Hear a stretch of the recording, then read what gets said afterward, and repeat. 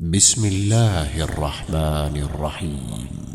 ألهاكم التكاثر حتى زرتم المقابر، كلا سوف تعلمون ثم كلا سوف تعلمون، كلا لو تعلمون علم اليقين لترون الجحيم ثم لترونها عين اليقين ثم لتسألن يومئذ عن النعيم.